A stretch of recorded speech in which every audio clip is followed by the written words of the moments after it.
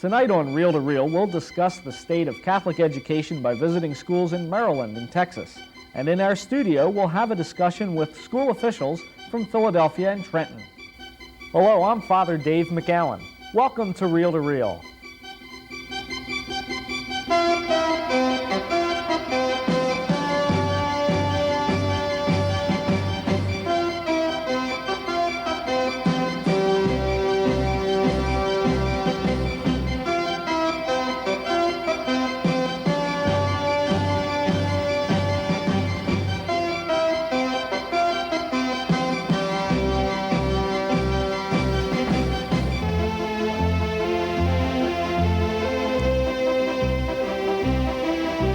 Belle is on special assignment tonight, and I'll tell you more about that later in the show. Catholic schools have had a bright history in the Delaware Valley, and we've had lights no less than St. John Newman and St. Francis Cabrini who have contributed to the growth and development of our schools. But Catholic education across the country is facing a crossroads now. There are new problems to be faced, like declining enrollment, and there are old problems such as funding. Tonight, we're going to look at some of these questions with school officials from Philadelphia and Trenton. And to get an overview, we're going to begin by visiting schools in Maryland and Texas.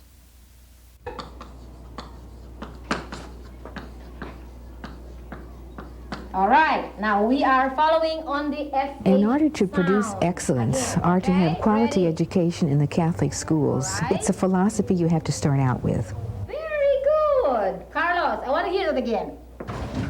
Why do some schools, why are they successful whereas others aren't? I think it gets down to some talk a good game, but they don't play it. Catholic doesn't automatically mean good. Today, in the mid-1980s, Catholic schools in the United States are fighting for their existence. The network of parochial schools around the country, after almost 100 years of steady growth, is now shrinking, losing schools at the rate of 70 a year. In the last 2 decades, 27% of the country's Catholic grade schools and 40% of the high schools have been forced to close. They have been squeezed between declining enrollment and increasing costs. But even as so many Catholic schools are losing the battle to survive, there are some schools that are fighting back, and they are winning. One such school is DeMatha Catholic Boys High School in Hyattsville, Maryland. Already legendary for its excellent athletic program, DeMatha was recently named by the Reagan administration as one of the 60 best private academic schools in the country. Another success story is the parochial school system of the Diocese of Galveston-Houston, which enrolls over 20,000 students. Their average SAT scores are at least 1 year above the national average in every subject. What lessons can be learned from these schools? What is their strategy for success? It begins, says DeMatha Principal John Moylan, with the teacher. The primary asset needed by a school to be successful is an outstanding faculty. Teaching is a very difficult profession. If you don't do it well, kids are going to go home and tell their parents, I didn't learn anything today. But how can Catholic schools attract good teachers when they only pay them 60% of what they could make in public schools? Sister Colleen Hennessy, the superintendent of schools for the Diocese of Galveston-Houston, admits that this can be a big problem. So we have to let them feel teaching in a Catholic school is a privilege, that we really want the best because we expect the best. Though they don't expect the best when it comes to salaries, some teachers feel that Catholic schools could at least do better. Sarah Menke-Fish taught at 2 Catholic high schools in Iowa. It's a simple fact. The honor of teaching in a Catholic school doesn't pay the bills. I feel school boards and parents are going to have to realize that if they want to keep excellent school teachers in the Catholic schools, they're going to have to start paying equal to what public school teachers make. I believe excellent teachers continue to teach in the Catholic school systems for less money because of administrative, parental, and student support for what they're doing, teaching, instead of being babysitters or disciplinarians. Most of DeMatha's teachers have taught here 8 years or more. Charles Offit, the head of the English department, has been teaching here for 30 years. We have an excellent school. I think that you can't talk about it as much as you can watch it. I think you walk around the halls, you look in the classroom, you watch what's happening with the kids, you watch the teachers say, hey, have a good weekend.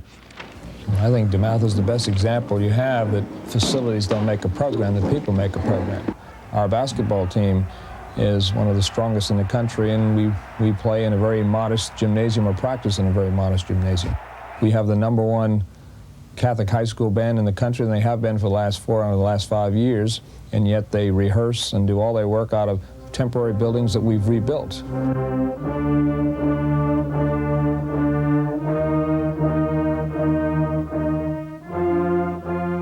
Once you've got the teachers, says Moylan, then you balance encouragement with discipline.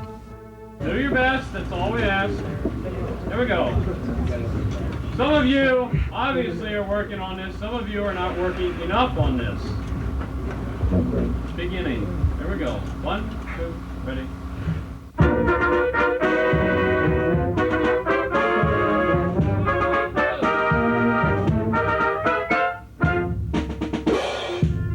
There has to be a certain atmosphere in the building that everybody there knows we're here for business and we're here to learn. For her ability to inspire excellence in her schools, Sister Colleen Hennessy was recently selected out of a field of 300,000 working school executives as one of the top 100 executive educators in the country. It is my belief that if we want the children in a classroom to succeed, we have to let them know we want them to succeed, and we believe that they can succeed.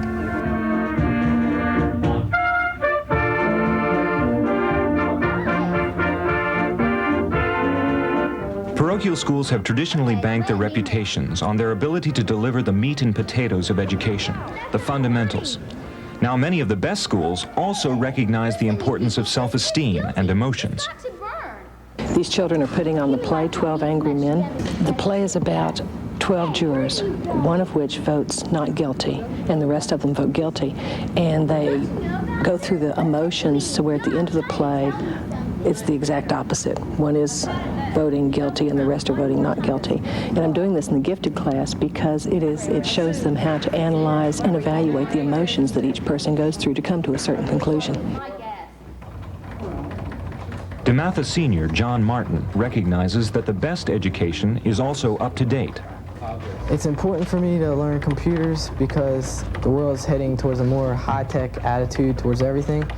And I think that the more everyone knows about computers and how to use them, I think everyone will be better off. We want to look at computers as tools.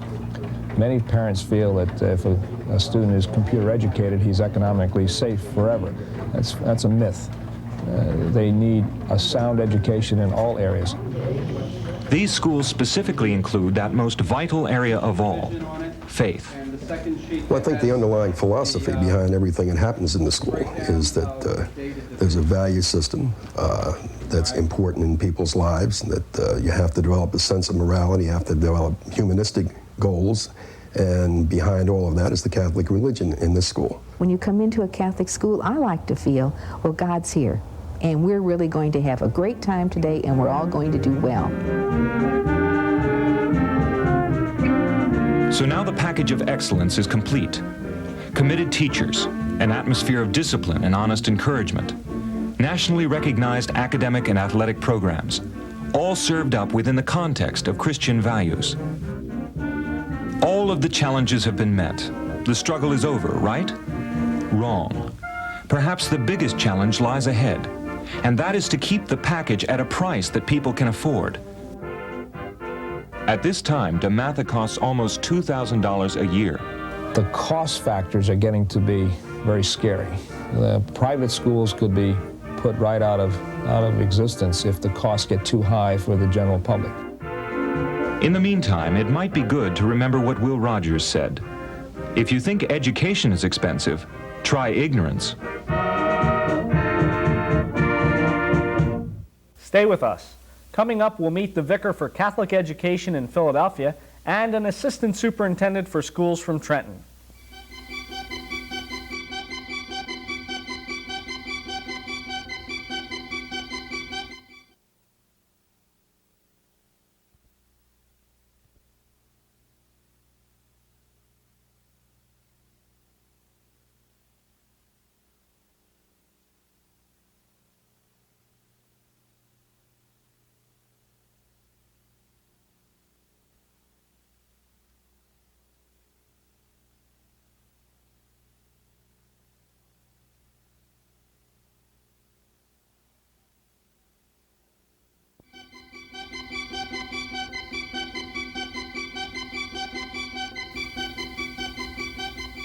Welcome back. The segment on Catholic schools that we've just seen, I'm sure, raises some hopes and some questions in your mind. And to answer some of those, we've invited two special guests to our Crosstalk segment this evening. Joining us is Monsignor Paul Curran, who is the Vicar for Catholic Education in the Archdiocese of Philadelphia. And with him is Sister Margot McCormick, who is the Assistant Superintendent for Secondary Education in the Diocese of Trenton. Welcome.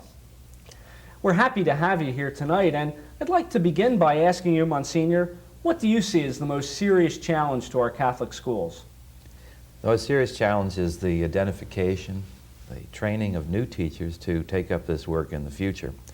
Catholic schools are unique and special primarily because of the people who attend them and who teach in them. So that the finding of people who will carry on the great traditions of the past is a very crucial question. Everybody, of course, talks about money, but I think people are the first issue. Sister, do you find the same situation to be in Trenton? Yes, I think that you'll find it throughout the country that the situation is the same. We're all worried about the quality of teacher and finding the teacher. It's a question that teacher education colleges are fighting all over. We have very well-qualified teachers in our schools at the present time, and although we don't like to talk about it, Monsignor did mention, we always think about money. The two are somewhat interrelated, not totally. You do not always get what you pay for, and our Catholic schools are built on that, fortunately. But we do have to worry about solving some of the financial problems in order to ensure some of the quality education that we have at the present. During the presidential campaign of the past year, much was made of tuition tax credits.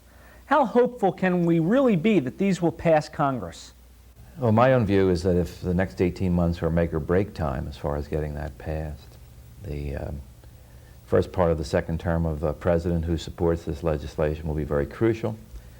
The appearance of tax credit for educational costs in the new tax laws that will be coming up in the next few months will be a crucial signal that the administration is serious about giving our parents some kind of break. So that I would say if we don't get it in 18 months, then it's going to be uphill thereafter. Besides tax credits, are there other forms of funding that we can look to? I'll comment on that and then let Sister speak. It seems to me that we have to break loose from traditional ways of thinking about support for schools.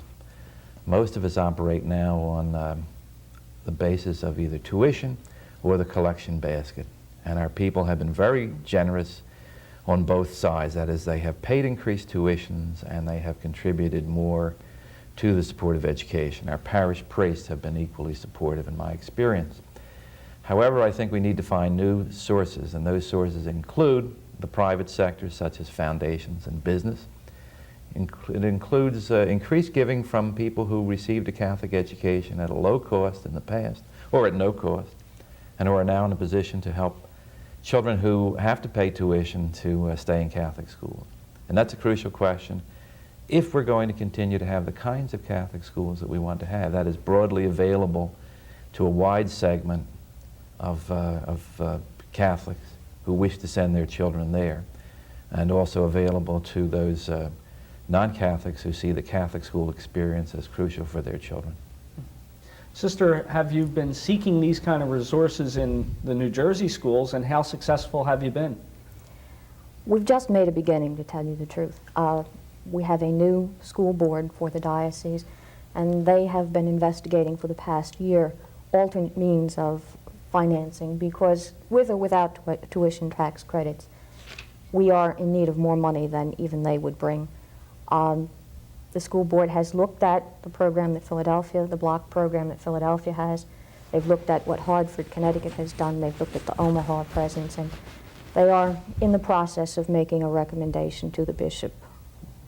I think we might give your viewers some courage by saying that just in the last 4 years, the private sector, through the Business Leaders Organized for Catholic Schools program, has pledged $25 million to the schools of this Archdiocese of Philadelphia.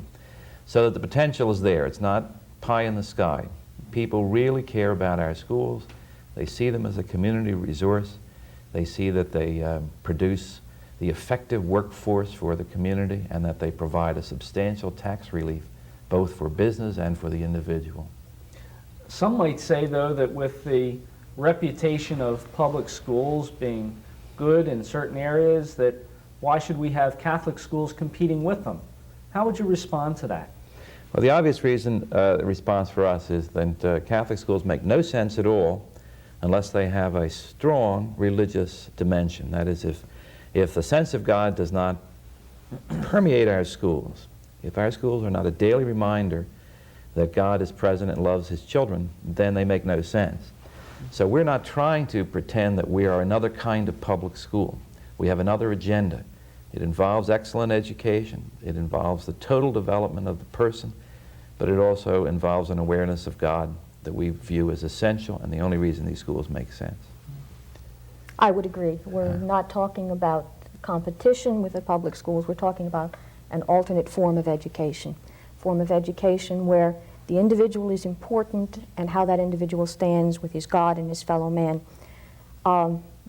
Unfortunately, the public schools are not able to do this. They are saturated with a secular humanism that is contrary to what a good number of not only Catholics but committed Christians are looking for. And so we are not competing with them.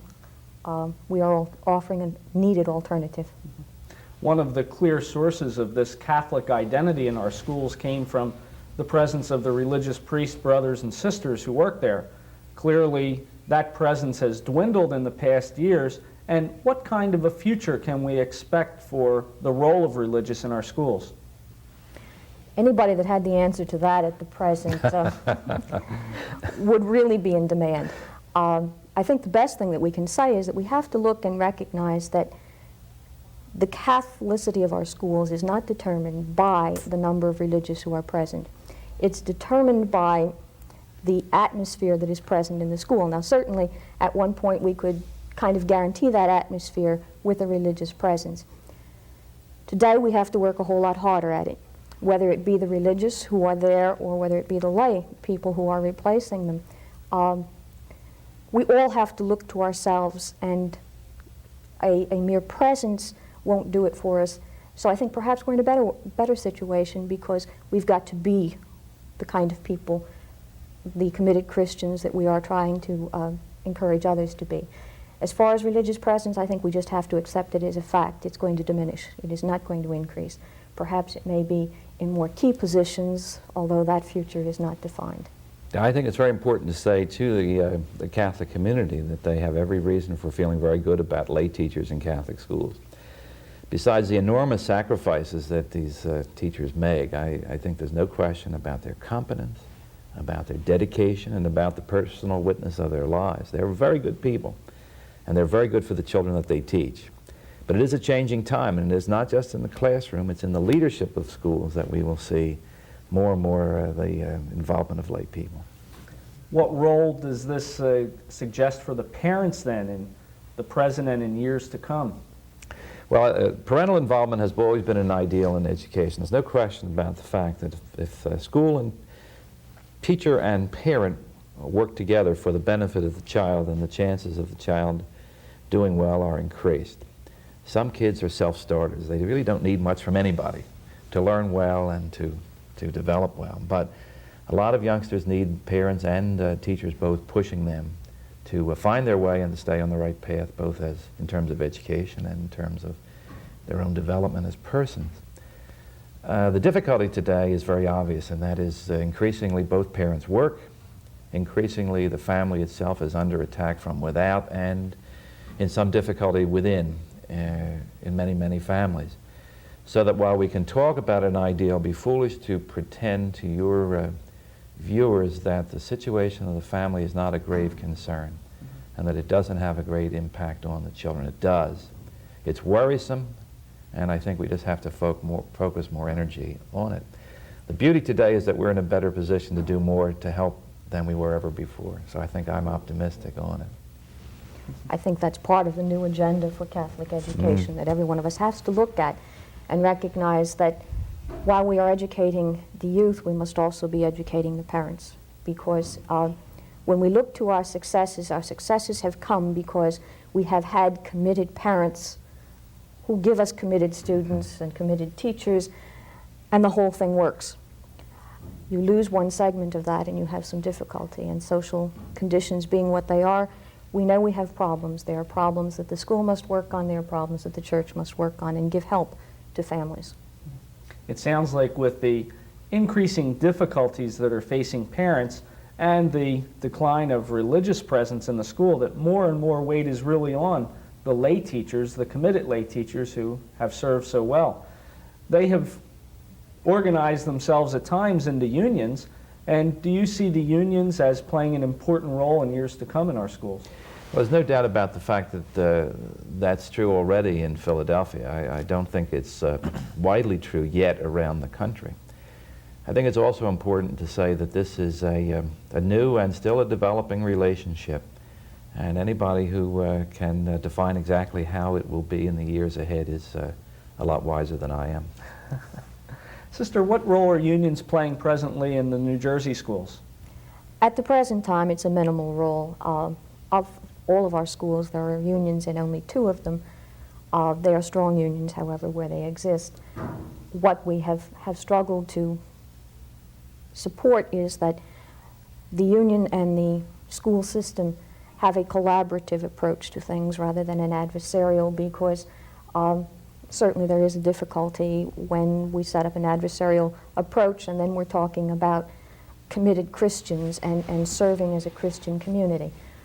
We have problems in that area. There's no way around them, because we have to struggle with the tension that the film mentioned, the tension between keeping tuition costs where people can manage them and paying a just salary, which is absolutely necessary. And we have to balance those 2 things, which is again why we have to do what Monsignor referred to before. We have got to look to creative ways of financing so that we can keep the schools supportive of the lower middle class, the poor, open to them, and at the same time pay a wage to our teachers that allow them to live in a just manner.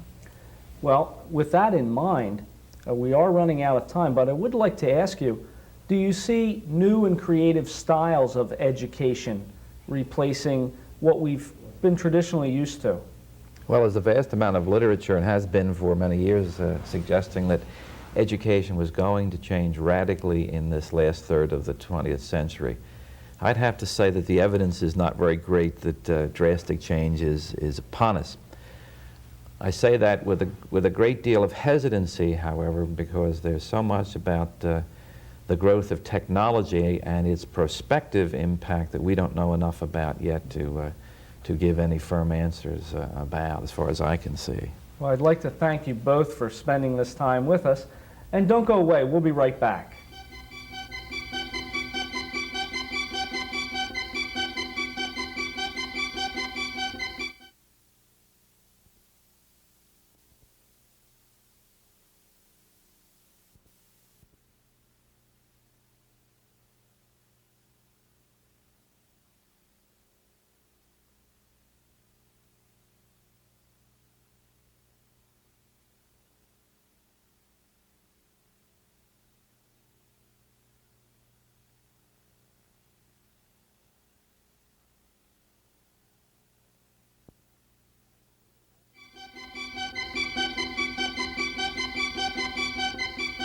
In case you're wondering where Bella is this evening, well, the Reel-to-Reel crew recently traveled to Italy. I'm back, but Bella's still there, and she's standing by now to preview some of our special upcoming programs. Buongiorno from the Eternal City, Rome, a city where modern civilization thrives amidst ancient ruins. We're coming to you from St. Peter's Square in Vatican City. Directly behind me is St. Peter's Basilica. To the right is the Vatican Museum, which includes the famous Sistine Chapel. And to the far right are the apartments where the Pope resides. Over the next few weeks, Reel-to-Reel will take you into the Vatican, around Rome, and even to beautiful Florence in a celebration of people, art, and history.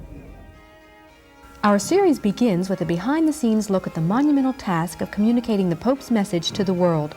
We'll travel to the offices of L'Osservatore Romano, official newspaper of the Vatican, to meet with an editor, Philadelphian Father Joseph Fedino.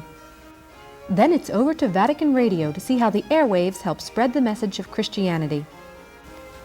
We'll also visit with Archbishop John P. Foley for a view of how the former editor of Philadelphia's Catholic Standard and Times coordinates communications for the Pope throughout the world. In our second show from Rome, we'll focus in on men and women from around the Delaware Valley and across the United States, spending their lives in service to the Church. We'll visit local priests living and studying in Rome, travel to an international high school for girls run by American nuns, celebrate the Mass at Rome's only American parish, Santa Susanna, and visit a former Philadelphia public school principal studying for the priesthood. The Passion of our Lord and the artistic heritage it inspires will be the subject of our third and final show from Italy on Easter night. We'll travel to beautiful Florence, the sister city of Philadelphia, to commemorate the life, times, and works of Michelangelo, including a look at his famous Pietà. We'll also look at the architectural masterpiece that is St. Peter's Square and travel below the Basilica for an exclusive view of the tomb of St. Peter. And for a special Easter treat, our cameras will join pilgrims from around the world to meet His Holiness John Paul II in a public audience for his papal blessing. All this and much more next week when Reel to Reel travels to Italy. So join us again next week for our first special program from Italy. Arrivederci, and remember, Jesus is Lord.